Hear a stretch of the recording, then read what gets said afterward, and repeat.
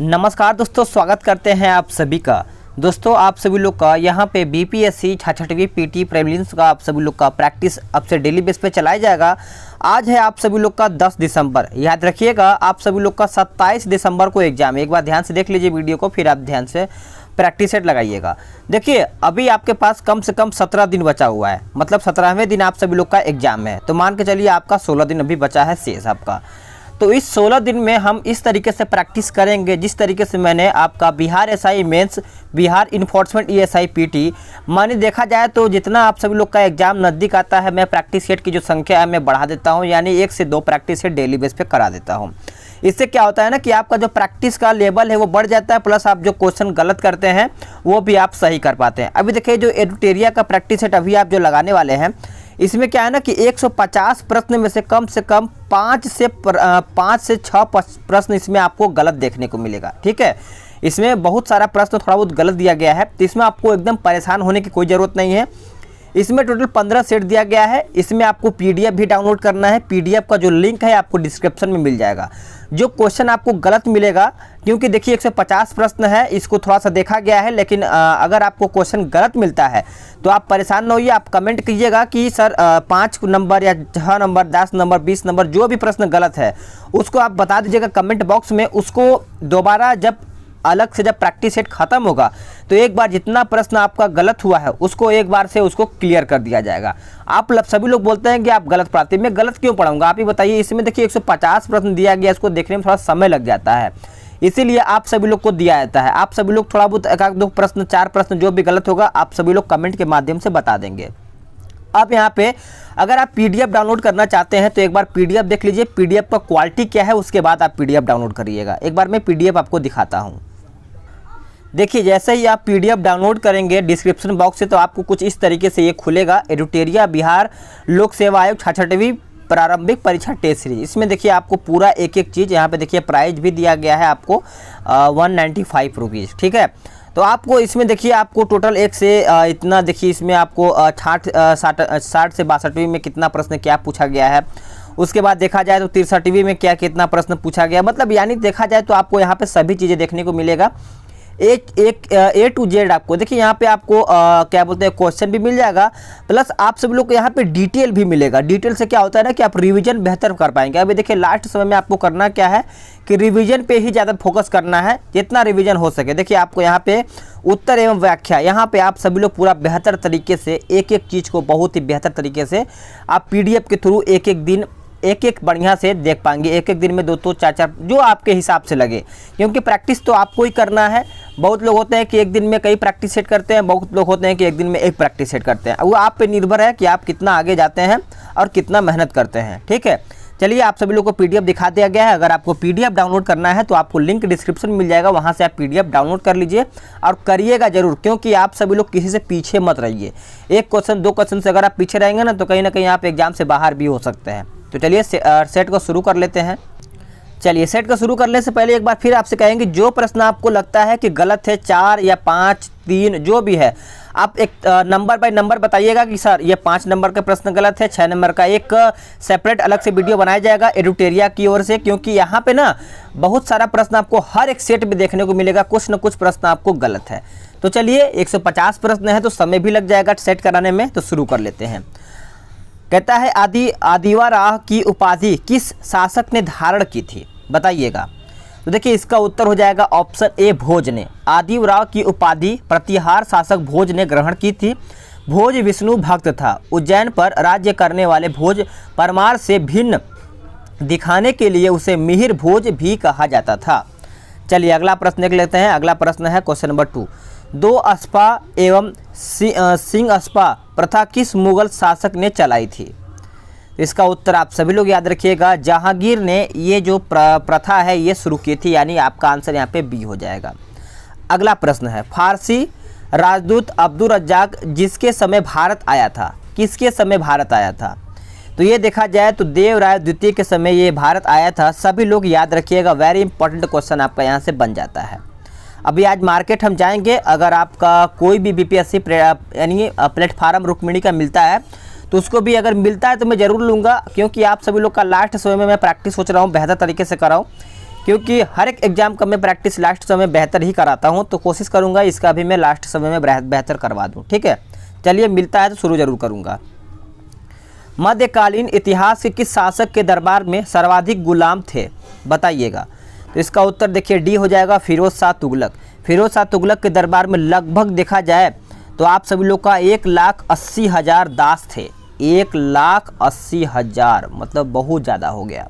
ठीक है, चलिए अगला प्रश्न है, किस भक्ति संत ने कहा था कि कोई व्यक्ति किसी व्यक्ति से उनका धर्म, संप्रदाय या जाति न पूछे? तो इसका उत्तर हो जाएगा रामानंद। रामानंद आप सभी लोग का यहाँ पे उत्तर हो जाएगा, सभी लोग नोट करिएगा। नेक्स्ट प्रश्न, निम्नलिखित में से कौन सही क्रम में है? तो कौन सही क्रम में है, तो आंसर आपका देखिए ऑप्शन डी हो जाएगा आपका जहांदार शाह। क्वेश्चन नंबर 6 है ना, जहांदार शाह, उसके बाद फर्रुखसियर, मोहम्मद शाह और आलम शाह द्वितीय हो जाएगा। नेक्स्ट प्रश्न, उत्तर वैदिक काल के ग्रंथों में किस धातु को श्याम अयस या कृष्ण अयस कहा जाता है या फिर कहा गया है? इसका उत्तर आपका लोहा हो जाएगा। 7वें का उत्तर आपका ए हो जाएगा। चलिए नेक्स्ट प्रश्न देख लेते हैं, क्वेश्चन नंबर 8, निम्नलिखित में से किसका संबंध बौद्ध धर्म से नहीं है? तो आपका उत्तर हो जाएगा इस यानी स्यादवाद एवं अनेकतावाद का संबंध जैन धर्म से है। आप सभी लोग याद रखिएगा। किस शासक ने सबसे पहले गिरनार क्षेत्र में एक झील का निर्माण करवाया? इसका उत्तर हो जाएगा ऑप्शन बी, चंद्रगुप्त मौर्य। देखिए, जल की उपलब्धता के लिए सर्वप्रथम चंद्रगुप्त मौर्य ने गिरनार में सुदर्शन झील का निर्माण करवाया। बाद में शक शासक रुद्रदामन ने इसकी मरम्मत भी करवाई थी। नेक्स्ट प्रश्न, कथन 1 कहता है कि चीनी लेखक भारत का इन तू नाम से उल्लेखित करते हैं, और कथन 2 कहता है कि हेन सांग की यात्रा विवरण सीयू की सही कथन चुने। तो इसका उत्तर देखिए 1 और 2 दोनों सही हैं। ठीक है, नेक्स्ट प्रश्न, सिंधु घाटी सभ्यता जानी जाती है किसके लिए? तो सिंधु घाटी सभ्यता देखा जाए तो इनमें से कोई नहीं या फिर एक से अधिक। सभी लोग याद रखिएगा कि सिंधु घाटी सभ्यता की जो प्रमुख विशेषताएं हैं वो नगर नियोजन को माना जाता है। साथ ही हड़प्पा और मोहनजोदड़ो सिंधु घाटी सभ्यता के 2 प्रमुख नगर थे। हड़प्पा नामक पूरा स्थल सर्वप्रथम ज्ञात होने के कारण इसे हड़प्पा सभ्यता के नाम से भी जाना जाता है। ठीक है, चलिए नेक्स्ट प्रश्न देख लेते हैं कि निम्न में से किस समिति में केवल संसद के निचले सदन के सदस्य होते हैं? तो देखिए इसका उत्तर हो जाएगा प्राक्कलन समिति। सभी लोग नोट करिएगा कि प्राक्कलन समिति में सभी सदस्य लोकसभा निचले सदस्य के होते हैं। यह 30 सदस्यीय समिति होती है जिसका कार्यकाल 1 वर्ष का होता है। नेक्स्ट प्रश्न, क्वेश्चन नंबर 13 कहता है कि लोकसभा में अविश्वास प्रस्ताव प्रस्तुत करने के लिए कितने सांसदों का समर्थन होना आवश्यक है? तो इसका उत्तर आपका 50 हो जाएगा। नेक्स्ट प्रश्न, राष्ट्रपति द्वारा अध्यादेश लाए जाने की शक्ति के संदर्भ में निम्नलिखित में से कौन सा कथन सही नहीं है? तो इसका उत्तर हो जाएगा ऑप्शन सी, राष्ट्रपति अध्यादेश कभी भी जारी कर सकता है और कभी भी वापस ले सकता है। यही आपका ऑप्शन जो गलत है। देखिए, संविधान के अनुच्छेद 123 के अंतर्गत राष्ट्रपति को संसद के सत्रावसान की अवधि में अध्यादेश जारी करने की शक्ति प्रदान की गई है। इन अध्यादेश का प्रभाव व शक्तियां संसद द्वारा बनाए गए कानून की तरह ही होती हैं। नेक्स्ट क्वेश्चन, क्वेश्चन नंबर 15 कहता है कि निम्नलिखित मगध राजवंशों को क्रम में व्यवस्थित करके बताइए। चलिए बताइएगा इसका आंसर आप सभी लोग का क्या होगा? तो इसका उत्तर देखा जाए 15 का तो ऑप्शन सी हो जाएगा, 4 1 3 2, यानी आपका हर्यक वंश देखा जाए, उसके बाद आपका नंद वंश, फिर आपका मौर्य वंश, फिर आपका शुंग वंश। ठीक है, नेक्स्ट प्रश्न, इब्न बतूता भारत में किसके शासनकाल में आया था? तो ये देखा जाए तो इनमें से कोई नहीं या फिर एक से अधिक ऑप्शन आपका हो जाएगा। देखिए, इब्न बतूता देखा जाए तो 1333 से 47 तक इसका कार्यकाल था। ये मोरक्को अफ्रीकी यात्री था जो मोहम्मद बिन तुगलक के समय भारत आया था। मोहम्मद बिन तुगलक ने उसे अपना काजी नियुक्त किया था। निम्नलिखित में से किस संविधान संशोधन द्वारा राष्ट्रपति के लिए पहली बार यह अनिवार्य बनाया गया था कि वह मंत्रिपरिषद की सलाह पर ही कार्य करेगा? तो इसका उत्तर आपका 42वां संविधान संशोधन हो जाएगा। ठीक है, ये कब हुआ था? तो आप सभी लोग का 1976 में किया गया था। आप सभी लोग याद रखिएगा। नेक्स्ट प्रश्न, संयुक्त लोक सेवा आयोग का गठन किसके द्वारा किया जा सकता है? तो ये किया जा सकता है आपका संसद के अधिनियम द्वारा। संघ लोक सेवा आयोग और राज्य लोक सेवा आयोग का गठन सीधे संविधान द्वारा किया जाता है। नेक्स्ट प्रश्न है क्वेश्चन नंबर 19 कहता है कि यदि किसी अवर न्यायपालिका ने किसी विषय पर अपना निर्णय दे दिया हो तो उच्चतर न्यायपालिका किस रीट को जारी कर निर्णय को रद्द कर सकती है और मामले को अपने पास मंगा सकती है। तो इसका उत्तर देखिए आपका उत्प्रेषण हो जाएगा, यानी बी उत्तर आपका यहाँ पे हो जाएगा 19 का। नेक्स्ट प्रश्न, निम्नलिखित में से कौन सा युग्म गलत है बताइएगा। तो इनमें से कोई नहीं या फिर एक से अधिक हो जाएगा। देखिए राज्यसभा की जो संरचना है अनुच्छेद देखा जाए तो राज्यसभा की संरचना अनुच्छेद 81 में नहीं 81 में हो जाएगा। ठीक है, लोकसभा की जो संरचना है 80 में नहीं, यहाँ पे एक सेकेंड माफ़ कीजिएगा, थोड़ा सा मिस्टेक हुआ है, एक बार फिर से देख लेते हैं। राज्यसभा की जो संरचना है 81 में नहीं, यहाँ पे 80 होगा, 80 में नहीं 81 में होगा। अब भारत का न्यायवादी यह आपका 76 सही है, यानी उपराष्ट्रपति का राज्यपाल का पदेन सभापति होगा अनुच्छेद 64 में। तो इस तरीके से आपका यहाँ पे आंसर हो जाएगा। अखिल भारतीय सेवा के सदस्यों की सेवा शर्तों का निर्धारण कौन करता है? इसका उत्तर संसद हो जाएगा। क्या हो जाएगा? संसद। भारत में राष्ट्रपति के निर्वाचन की पद्धति को किस देश के संविधान से लिया गया है? तो ये आपका लिया गया है आयरलैंड से, जो कि सभी को पता ही होगा। नेक्स्ट प्रश्न है क्वेश्चन नंबर 23, निम्न में से किस आधार पर भारतीय नागरिकता प्राप्त नहीं की जा सकती है? तो आधार आपका है राष्ट्रीयकरण, यानी भारतीय नागरिकता 5 आधारों पर प्राप्त की जा सकती है। एक जन्म है, वंश है, पंजीकरण, देशीकरण और किसी क्षेत्र के भारतीय भूभाग में सम्मिलित हो जाने पर। ठीक है, नेक्स्ट प्रश्न देख लेते हैं कि राज्यों के गठन की दृष्टि से निम्न में से कौन सही है? इसका उत्तर आप सभी लोग याद रखिएगा, ऑप्शन ई हो जाएगा, इनमें से कोई नहीं या फिर एक से अधिक, यानी उपयुक्त सभी कथन आपका सही है, याद रखिएगा।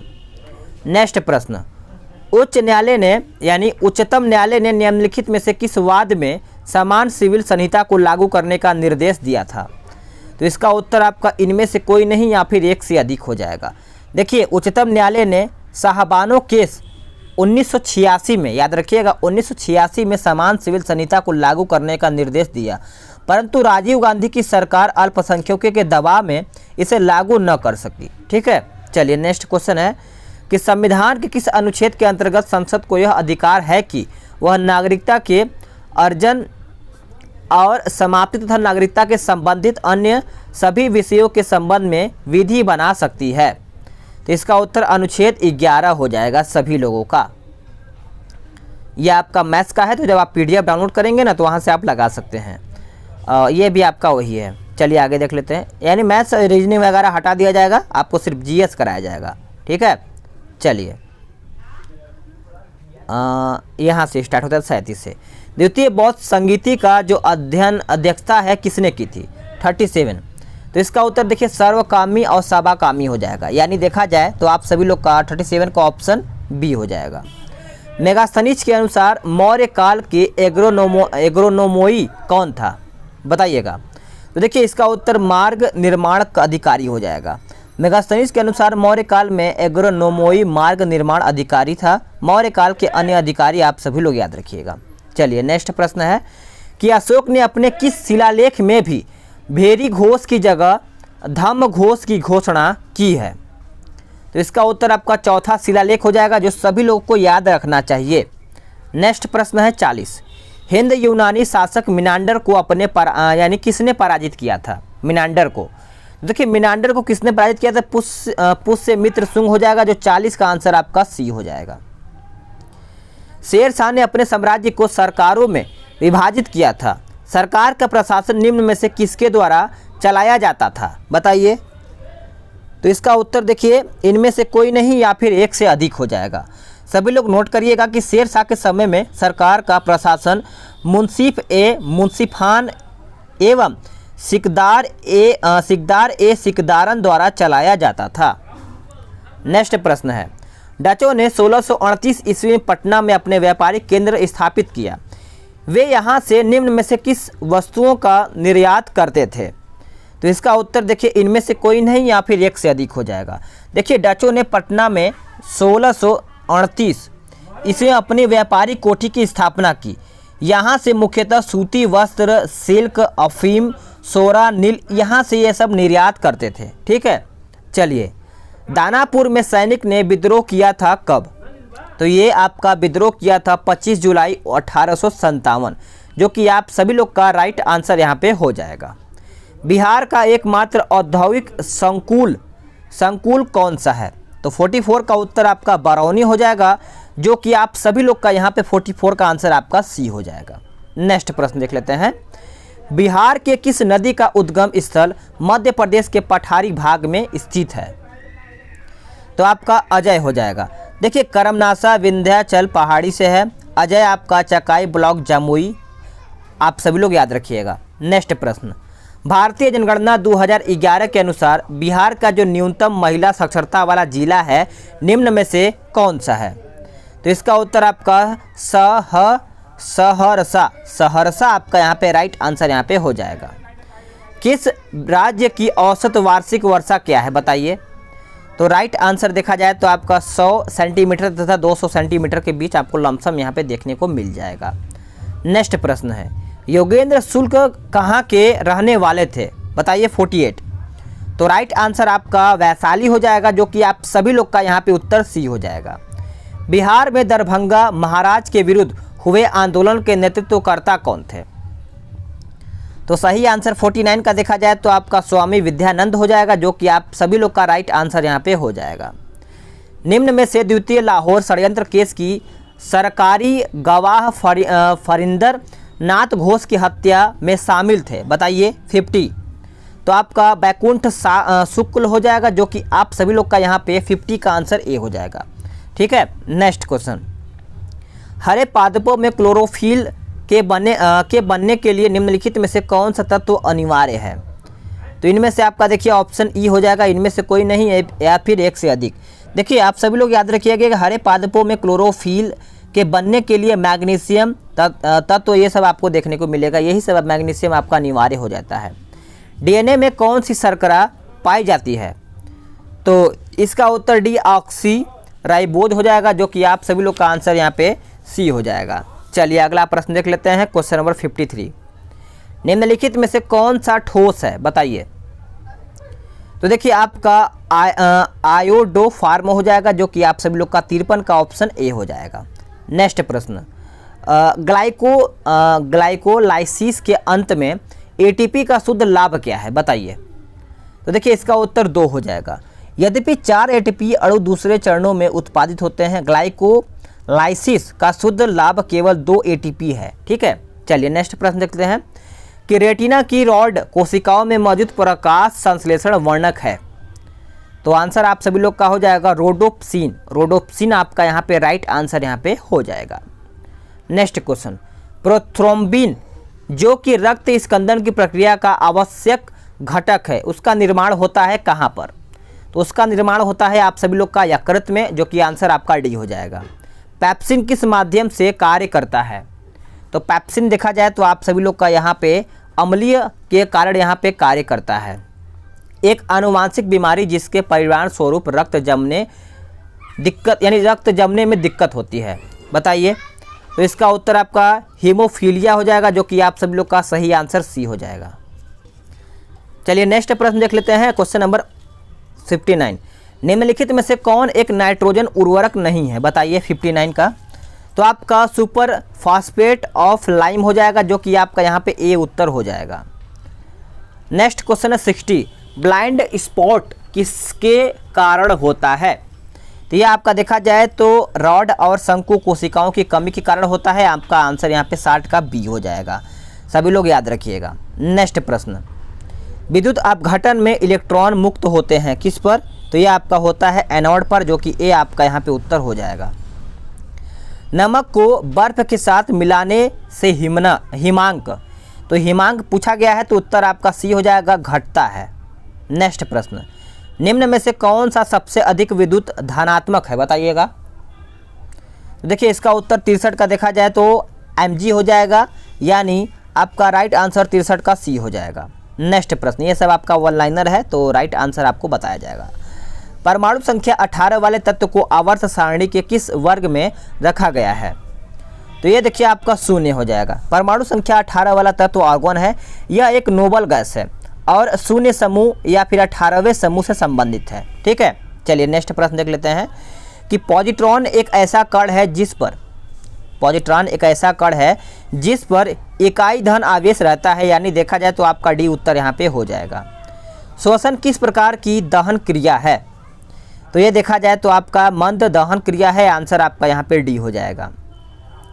प्राकृतिक रबर किसका बहुलक है? प्राकृतिक रबर देखा जाए तो आप सभी लोग का यहाँ पे आइसोप्रीन का बहुलक है, जो कि आपका यहाँ पे ए उत्तर हो जाएगा। आवेग का एसआई मात्रक क्या है? बताइए 68। तो आवेग का एसआई मात्रक देखा जाए तो न्यूटन सेकंड हो जाएगा, जो कि आप सभी लोग का यहाँ पे उत्तर 68 का ए हो जाएगा।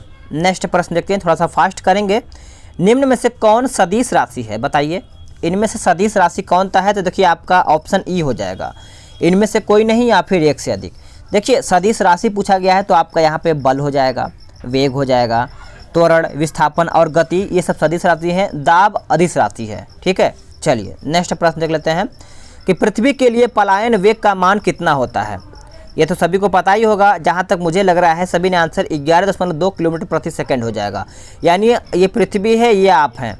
अगर पृथ्वी पर 11.2 किलोमीटर प्रति सेकंड के हिसाब से कोई आप बॉल फेंकते हैं तो ये आपका यहाँ से सॉरी माफ़ कीजिएगा, मैंने उल्टा उदाहरण बता दिया। देखिए आपका ये पृथ्वी है, यहीं पर आप हैं, ठीक है। अगर आप 11.2 किलोमीटर प्रति घंटा की स्पीड से फेंकते हैं तो ये पृथ्वी को पार कर जाएगा, ठीक है। ये होता है पलायन वेग। चलिए नेक्स्ट क्वेश्चन देखते हैं कि निम्नलिखित में से सर्वोत्तम ऊष्मा का सुचालक क्या है? तो इसका उत्तर आपका 71 का देखा जाए तो आपका पारद हो जाएगा, पारद। लैंगरहैंस की दीपिका के कोशिका में कौन हार्मोन स्रावित होता है? तो सभी लोग याद रखिएगा 72 का आंसर आपका इंसुलिन हो जाएगा, जो कि ए उत्तर आपका यहाँ पे हो जाएगा। प्राथमिक इंद्रधनुष के रंगों का सही क्रम क्या है? बताइएगा। यहाँ पे इंद्रधनुष के बारे में पूछा गया है, तो इंद्रधनुष आप सभी लोग याद रखिएगा, इंपॉर्टेंट है, एग्जाम में पूछा भी जा सकता है। चलिए नेक्स्ट प्रश्न देखते हैं, यानी इसका राइट आंसर 73 का इनमें से कोई नहीं ये या फिर एक से अधिक। देखिए एक प्राथमिक इंद्रधनुष में रंग जो होता है लाल, उसके बाद नारंगी, पीला, हरा, नीला, इंडिको और वायलेट क्रम में ये सब सही होता है। 19वां एशियाई खेल के संबंध में निम्न कथनों पर विचार करके बताइए। तो इसका उत्तर देखिए आपका केवल एक सही हो जाएगा, इसका आयोजन 2022 में चीन में किया जाएगा। नेक्स्ट प्रश्न, कोविड-19 संक्रमित व्यक्ति की सूचना प्रदान करने वाला ऐप आरोग्य सेतु ऐप किस मंत्रालय द्वारा लॉन्च किया गया? ये जरूर याद रखिएगा, मंत्रालय जरूर पूछा जा सकता है, या फिर पूछा जा सकता है कोविड-19 का जो ऐप है वो किससे संबंधित है। तो सभी को पता ही होगा, जहाँ तक मुझे लगता है कि इलेक्ट्रॉनिक्स एवं सूचना प्रौद्योगिकी मंत्रालय। नेक्स्ट प्रश्न, 37वां राष्ट्रीय खेल 2021 का आयोजन कहाँ पर प्रस्तावित है? तो इसका उत्तर देखिए 76 का भी हो जाएगा, छत्तीसगढ़ 37वां 2021 में होगा, ठीक है। चलिए अब आते हैं नेक्स्ट क्वेश्चन पे, यानी 77 पे। प्रधानमंत्री उज्ज्वला योजना के तहत 100% LPG कवरेज करने वाला भारत का पहला राज्य कौन सा बन गया है? तो पहला राज्य पूछा गया है तो आपका हिमाचल प्रदेश हो जाएगा, जो कि राइट आंसर आपका 100% वहाँ पे LPG प्रोवाइड कर दिया गया है। किस देश की राजधानी को वर्ष 2020 के लिए विश्व पुस्तक राजधानी घोषित किया गया है? तो राइट आंसर आपका मलेशिया हो जाएगा। यूनेस्को द्वारा मलेशिया की राजधानी कोलालमपुर की विश्व पुस्तक राजधानी 2020 घोषित कर दिया गया है, जो कि सभी को पता ही होगा। नेक्स्ट प्रश्न, मिलन 2020 का आयोजन भारतीय नौसेना द्वारा कहाँ पे किया जाएगा? बताइए। तो ये आपका किया जाएगा विशाखापट्टनम में, जो कि सभी का आंसर यहाँ पे राइट होना चाहिए, ठीक है। चलिए नेक्स्ट प्रश्न देख लेते हैं, क्वेश्चन नंबर 80। 46वां G7 शिखर सम्मेलन कहाँ